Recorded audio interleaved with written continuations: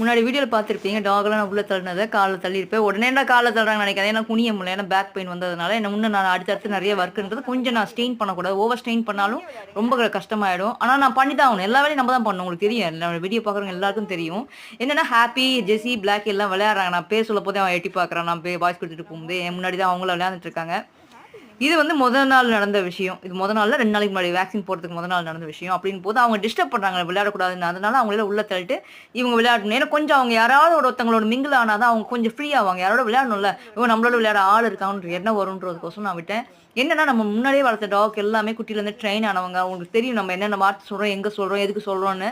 இவங்கலாம் அப்படி இல்லன்னு போகும்போது இவங்கள ஒவ்வொரு நிமிஷம் நான் பார்த்தேன். இப்போ வாய்ஸ் குடுக்கும்போது கூட மேல கத்துனாங்க. உடனே ஓடி போய் நான் போய் அவங்கள விலக்கி விட்டுட்டு வந்தேன். இந்த மாரி ஒரு வேலையும் முழுசா செய்ய முடியாது. ஒவ்வொரு டைம் நம்ம இவங்களே பார்க்குற மாரி இப்போ கூட கண்ணு முன்னாடி பார்த்துக்கிட்டே தான் வாய்ஸ் குடுக்குறேன். அப்படின்னும் போது என்னோட ஃபைனான்ஸ்லயும் நான் ரொம்பவே மோசமா போயிட்டு இருக்கேன். ப்ளீஸ் ஹெல்ப் வேணும் எனக்கு. எனக்கு இந்த